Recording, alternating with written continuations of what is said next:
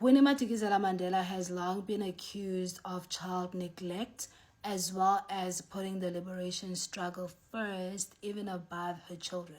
But what she will do next was even too much for Nelson Mandela. Molweni bahlali, I am back. Masingene emqolweni. Ninjani?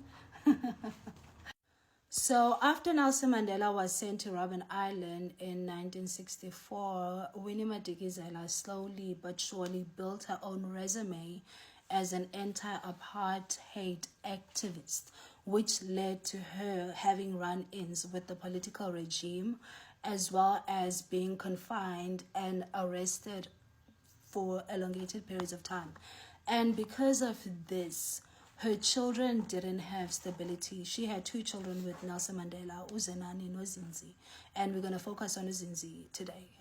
So Uzinzi, the one we're going to talk about today, was born in 1960, and she was only 18 months old when Nelson Mandela first went under as part of Umkhonto weSizwe, which would be the last time she actually saw her dad, because after that, Nelson Mandela was captured by the apartheid police forces, and then it was the treason trial, and then he got sent to Robben Island for life. So they didn't particularly know each other, but according to this article and this book, Winnie and Mandela, about their marriage, Zinzi and Nelson Mandela actually had a great relationship, because initially Winnie and her children were allowed to visit Nelson Mandela once a month. So they had a great relationship. However, Nelson Mandela was always disturbed by the fact that his children couldn't get an education.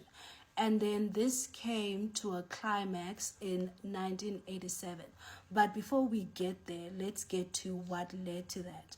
So in 1977, Winnie Madikizela Mandela gets banished to Bloemfontein after participating in the Soweto student uprising in 1976.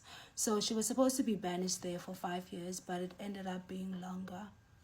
And during this banishing, she decided that she's going to take Uzinzi with. And again, this affected her education. And this time around, Nelson Mandela decided that he wanted to do something about it. So according to these government transcripts, so this is government documentation, honey, because the story gets crazy later on. So according to these government transcripts, Nelson Mandela tried to get Uzinzi Mandela into UCT using his connections, because, you know, Nelson Mandela was connected. And they were like, okay, we're going to take your child, Nelson Mandela, submit the paperwork documents. And then he did. And then they were like, okay, she doesn't qualify. And Nelson Mandela was like, hello, I'm Nelson Mandela, do something. And then they were like, okay, we're going to do something. And according to these transcripts, this happens in time so that Uzinzi Mandela can get to UCT and start in 1984. So Zinzi Mandela starts UCT studying law in 1984, according to the government transcripts, okay? So Nelson Mandela is assuming that Uzinzi is going to be in UCT from 84, 85, 86, graduate 87.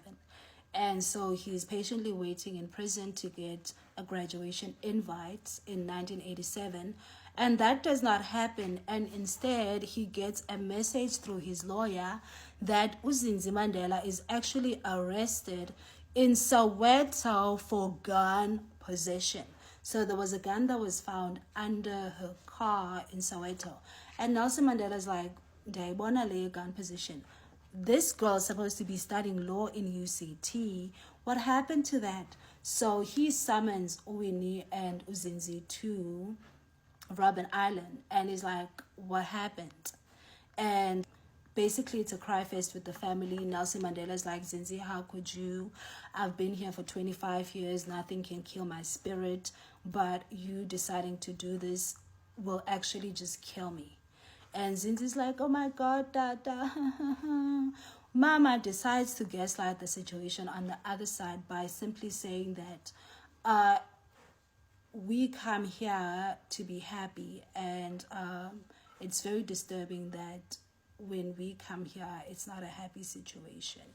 Basically trying to subdue what was going on. And Nelson Mandela was like, girl, are you trying to gaslight me into saying I'm a bad person about asking about my child's well-being and education? And Umama was like, you know what, Nelson Mandela, we've got work to do in Johannesburg. Bye.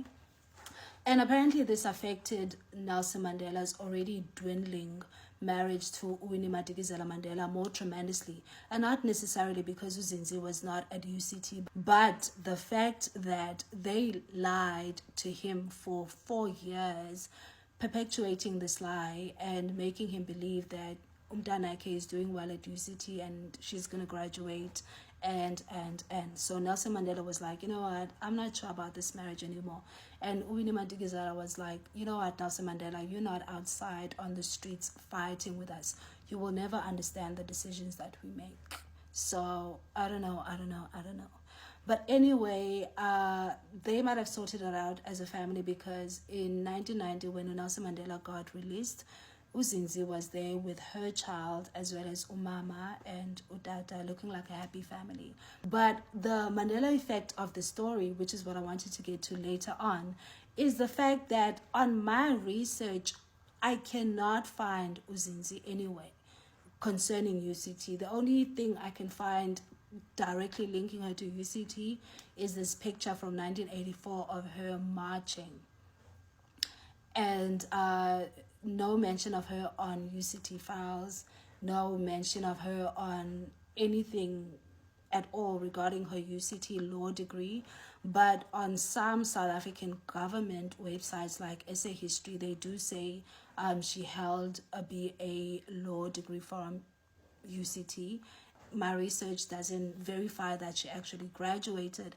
And according to the story of these transcripts by the government, she actually never did complete her education at UCT. So I don't know if they're using that UCT qualification for clout for the Queen, because, I mean, it was a Mandela graduating from UCT during apartheid. There would be photos of it. There would be media coverage. There would be a photo, maybe. But there's nothing. Otherwise, Ansoli Ndo, I don't know if the Queen's got the qualification, but we do know that she did clock in at UCT. And thank you guys for tuning in. Let's clock some political tea next week.